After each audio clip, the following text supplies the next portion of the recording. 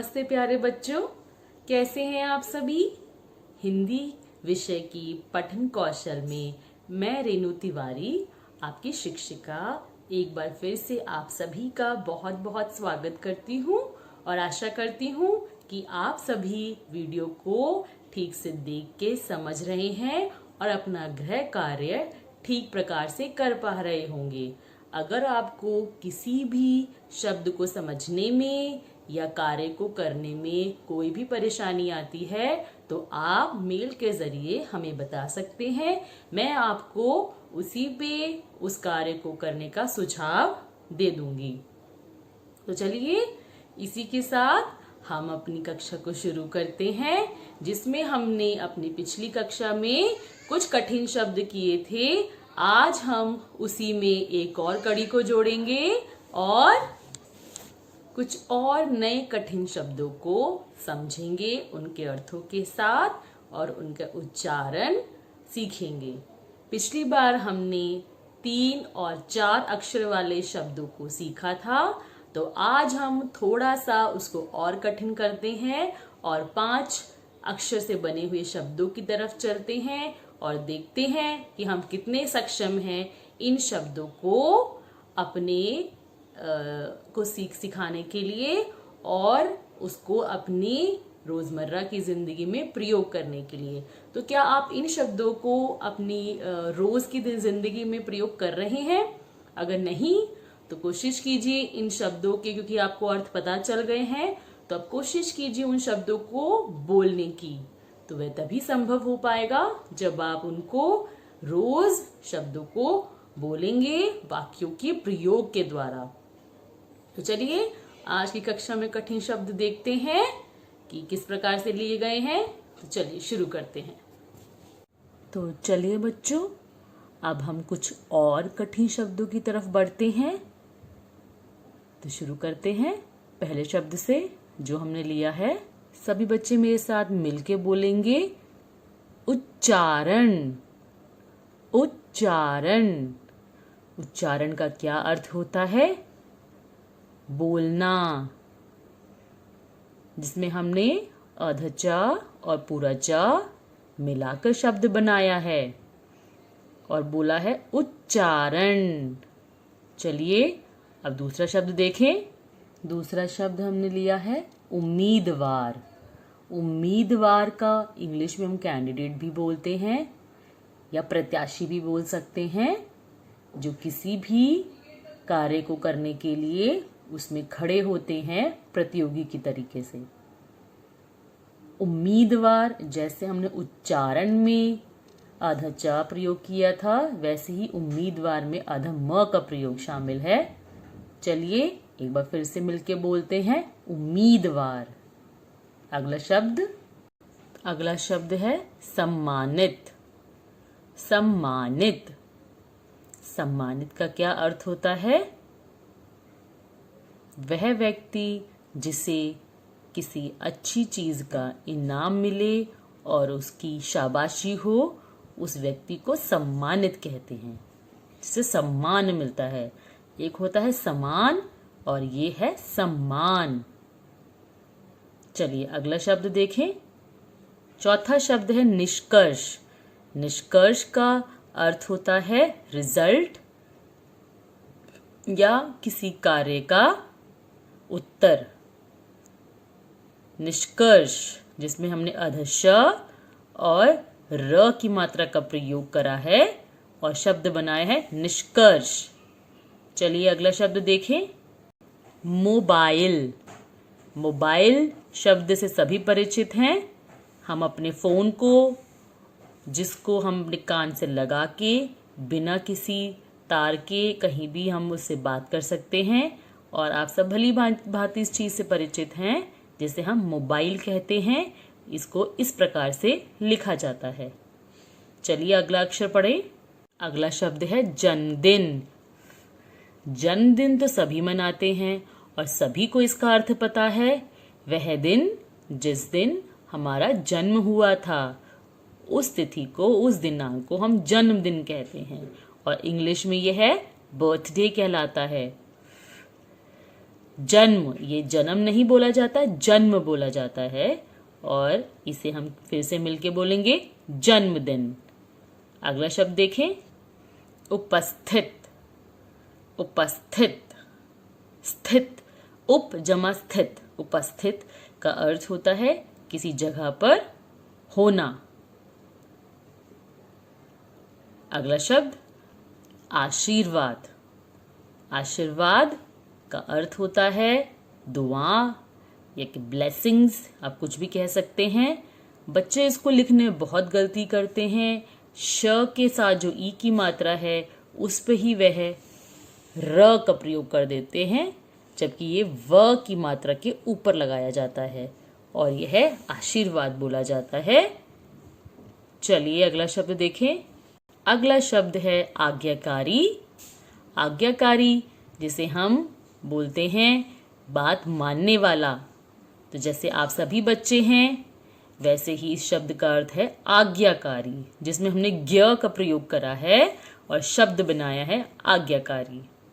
चलिए अगला शब्द देखें, परिधान। परिधान इसका अर्थ होता है कपड़े। ठीक है बच्चों। अगला शब्द देखें, आविष्कार। आविष्कार का अर्थ होता है किसी चीज की खोज करना। आविष्कार का अर्थ है खोज। आइए मिलके एक बार फिर से बोलें, आविष्कार।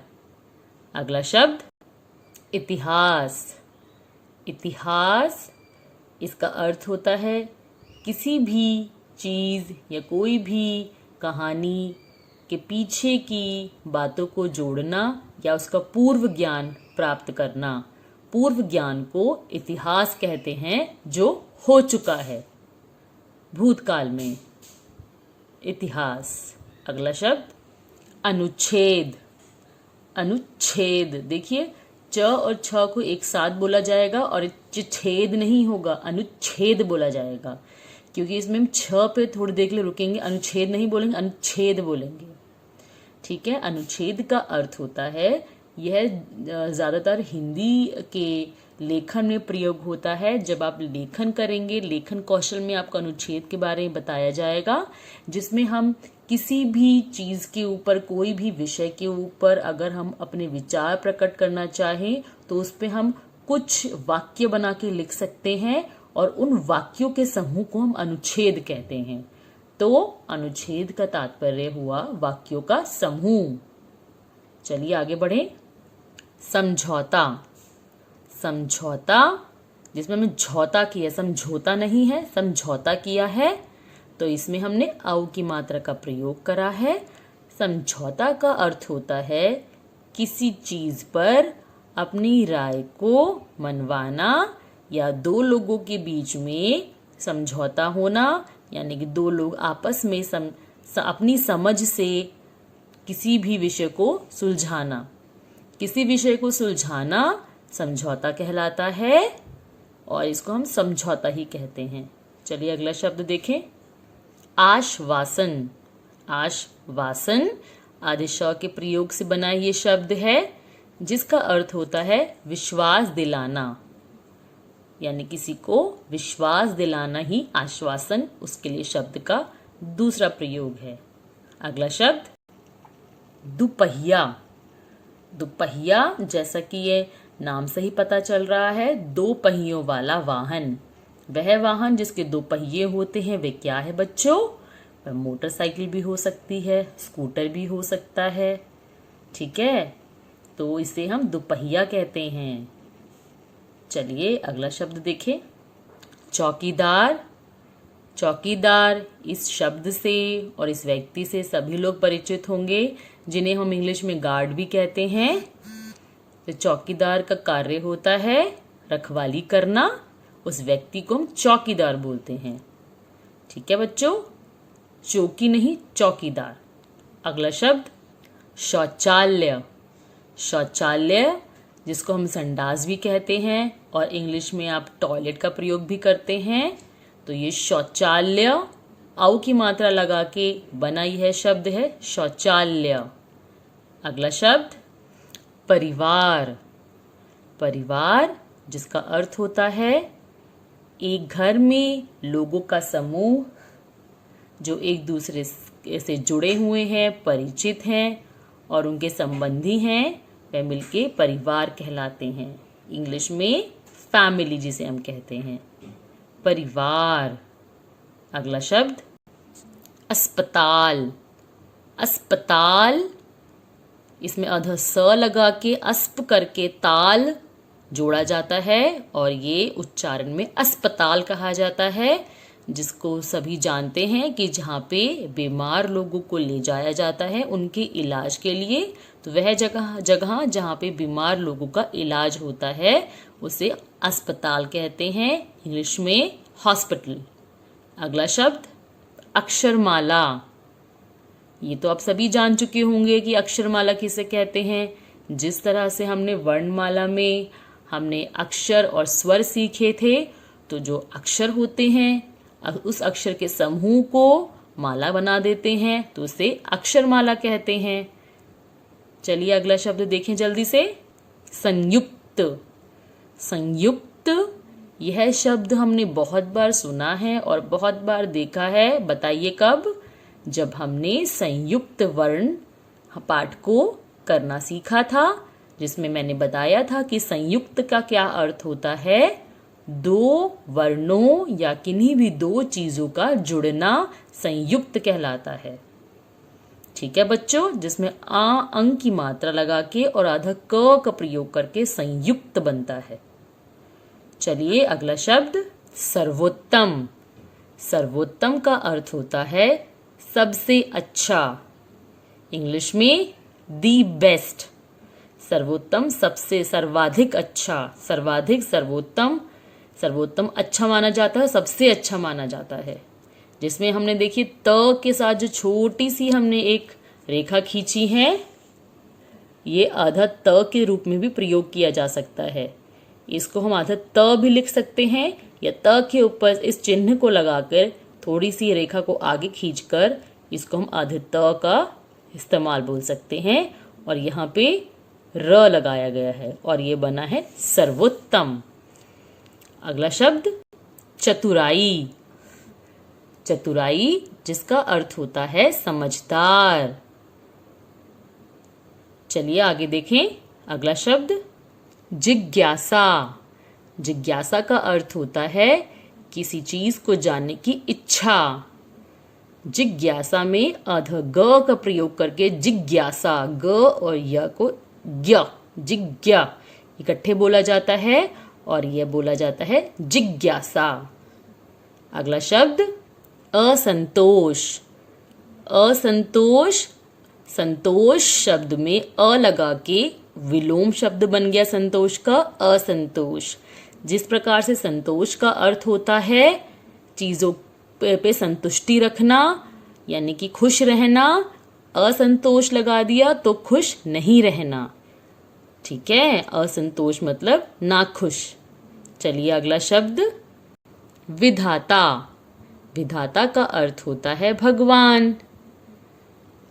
ठीक है बच्चों, ये तो बहुत ही आसान सा शब्द है, तो हम आगे बढ़ेंगे जल्दी से। अंधकार। अंधकार, जैसे अंधेरा बोलते हैं वैसे ही ये दूसरा शब्द अंधेरे का है, अंधकार, जिसमें हमने अ के ऊपर अंग की बिंदु लगाई है और अंध बना के कार, अंधकार यानी अंधेरा। अगला शब्द शनिवार। ये तो सभी जानते होंगे और शनिवार सब पसंद करते हैं बच्चे, क्योंकि शनिवार को स्कूल की छुट्टी होती है ना। तो शनिवार सप्ताह का दूसरा आखिरी दिन। चलिए आगे बढ़ते हैं। इंद्रधनुष। इंद्रधनुष, ये तो आप सभी जानते हैं, इंद्रधनुष मीन्स रेनबो, जिसमें 7 रंग आते हैं कभी आसमान में बारिश होने के बाद, और यह बहुत ही सुंदर दिखता है। कितने बच्चों ने इंद्रधनुष को देखा है? चलिए मुझे बताइएगा। और इसी के साथ ये कक्षा यहीं समाप्त होती है, शब्द यहीं समाप्त होते हैं। और समाप्त का अर्थ क्या होता है ये तो आपको सभी को पता चल गया होगा, यानी कि खत्म। तो हमने आज कुछ और नए शब्दों को सीखा और उनके उच्चारण को समझा। मैं आशा करती हूँ कि आपको इन शब्दों की सहायता से मदद मिलेगी जब आप अपना गृह कार्य करेंगे। और आपका गृह कार्य ये नीचे लिखी ईमेल आईडी पर आप पूरा करेंगे समय पे और मुझे भेजेंगे।